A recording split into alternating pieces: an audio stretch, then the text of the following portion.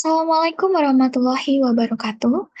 Perkenalkan nama saya Melinia Saputri dari Magister Teknik Sipil Fakultas Teknik Universitas 11 Maret. Pada video kali ini, saya akan menjelaskan tentang sebuah metode dari sistem pengambilan keputusan.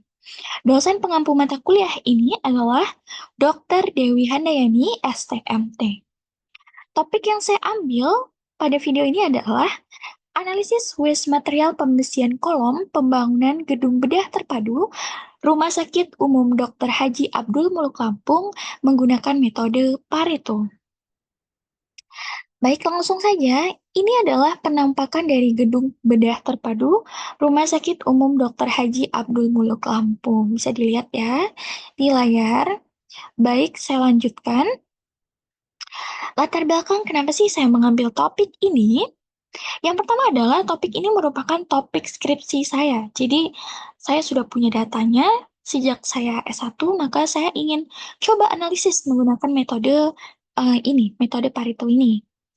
Selanjutnya adalah pada sebuah pekerjaan konstruksi, waste material merupakan sesuatu yang tidak bisa dihindari. Pasti ada waste material jika membangun sesuatu. Selanjutnya adalah waste material dapat memberi dampak negatif dalam sebuah proyek, terutama dalam hal biaya. Pasti biayanya jadi tidak efektif, tidak efisien.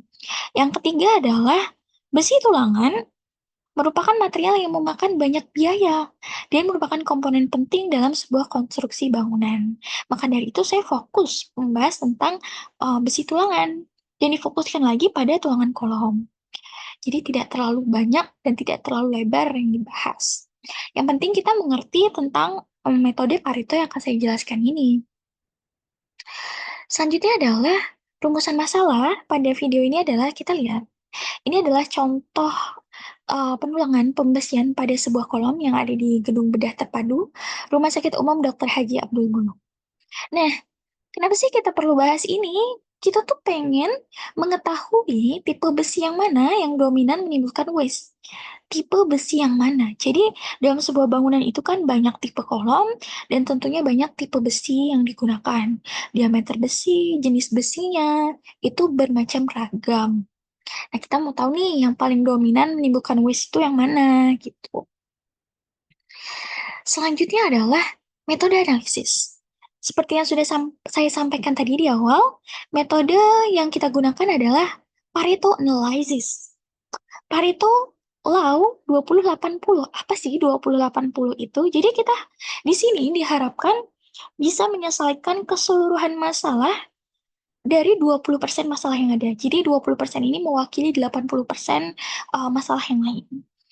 Pareto Law 20-80 dapat digunakan untuk menganalisis dan menentukan tipe besi penulangan yang dominan menghasilkan waste. Kemudian mudah proses analisisnya. Selanjutnya hasilnya jelas dan terukur. Selanjutnya adalah kita bahas tentang proses analisis menggunakan Pareto. Baik, saya pindahkan dulu ya mukanya. Yang pertama adalah menentukan kategori berdasarkan objek analisa, menentukan pengukuran yang tepat, mengumpulkan data, menghitung dan mengolah data, membuat tabel diurutkan dari yang terbesar ke terkecil, menghitung nilai kumulatif dan persentase kumulatif, buat interpretasi diagram Pareto, dan menganalisa hasil. Baik, selanjutnya adalah, nah ini nih, data yang saya punya tentang tulangan kolom di Rumah Sakit Umum Dr. Haji Abdul Muluk di Gedung Bedah Terpadunya. Jadi ada tipe kolomnya, kemudian ada diameter tulangannya, kemudian berapa banyak sih waste-nya, berapa kilo, berapa persentasenya, berapa kebutuhannya, berapa yang terpakai. Ini adalah data yang saya punya. Selanjutnya adalah, nah dari data-data tersebut kita mulai kategorikan nih. Nah, kita kategorikan berdasarkan diameter tulangannya. Jadi ada diameter 19, 16, 13, dan diameter 10. Kemudian tadi pengukuran yang digunakan. Nah, di sini pengukuran yang kita gunakan adalah terhadap biayanya. Jadi, berapa sih diameter waste material diameter tulangan 19 dikalikan dengan harganya, nah didapat biayanya. Kemudian persentase biayanya berarti biaya ini dibagi dengan total biaya dari seluruh tulangan dikali 100, didapat persentase biaya. Kemudian didapat kumulatif persentase, bisa langsung ditambah-tambah aja ya, dan hasilnya terakhir 100%. Nah, setelah kita dapat data yang tadi, ini beberapa langkah yang sudah kita lakukan, kemudian kita bisa langsung mendapatkan diagram Paretonya. Kita bisa lihat di sini diagram garis ini mewakili persentasenya dan kemudian yang batang ini mewakili biaya. Nah, eh, perpotongan antara keduanya ini yang 80% menghasilkan waste adalah diameter 19. Oke, kemudian ya, nih lihat ada perpotongan 80%-nya adalah diameter 19. Jadi, hasil analisanya adalah mengikuti prinsip Pareto untuk mengidentifikasi 80% permasalahan didapatkan bahwa waste material paling dominan disebabkan oleh tulangan diameter 19. Jadi, diameter 19 ini paling banyak waste material yang dibuang gitu. Eh, Material yang dibuang tuh paling banyak gitu. Kemudian untuk alasannya kenapa, apakah salah di pengerjaannya atau bagaimana, itu bisa kita lihat atau kita analisa lebih lanjut dengan diagram fishbone. Begitu ya. Nah, apakah permasalahan ini bisa dianalisis dengan metode lain? Nah, itu mungkin pertanyaan yang sering muncul. Apakah memang Paretonya yang paling tepat untuk menganalisis masalah ini? Baiklah, coba ya. Kita coba menggunakan metode pair comparison analysis. Di sini, yang pertama kita lakukan adalah menentukan kriteria. Kriteria yang saya gunakan di sini adalah biaya dengan simbol A, kemudian pemasangan dengan simbol B, dan jumlah penggunaan dengan simbol C.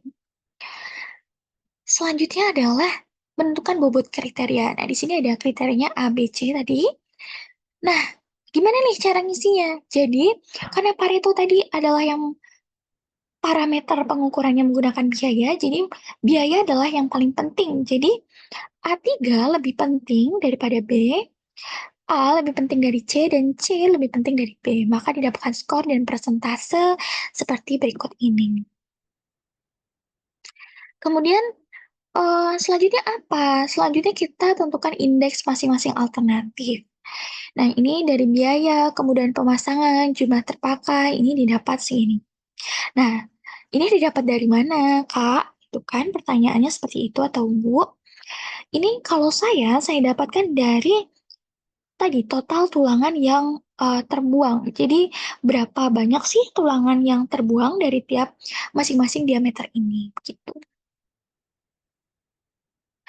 Kemudian di sini decision matrix dihitung dengan mengalihkan alternatif dikalikan bobot. Jadi bobot kriteria yang sudah kita hitung sebelumnya, kita kalikan dengan alternatif, persen alternatif. Didapatkan hasil sebagai berikut, kemudian kita total. Nah, kita bisa lihat yang paling besar adalah yang mana? Yang diameter 19. Baik, kesimpulannya adalah hasil analisa untuk kedua metode menunjukkan hasil yang sama, yaitu tadi ya diameter 19 yang merupakan menghasilkan waste material paling banyak. Kemudian, apa sih perbedaan Pareto dan pair comparison? Menurut saya, ini sudah saya jabarkan dalam sebuah tabel. Pareto bergantung pada penentuan pengukuran, misal frekuensi atau biaya. Yang kita gunakan adalah biaya. Kemudian, pair comparison kita bergantung pada penentuan kriteria. Jadi kalau kriterianya sesuai alternatif atau kepentingan yang kita mau.